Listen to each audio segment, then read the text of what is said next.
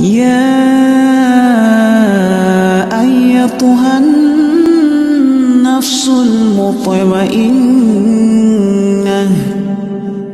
ارجعي إلى ربك راضية مرضية فادخلي في عبادي وادخلي جنتي.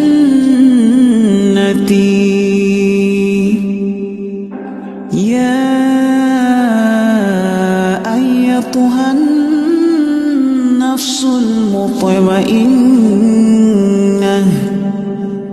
ارجعي إلى ربك راضية مرضية فادخلي في عبادي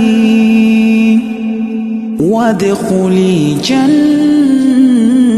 جنتي.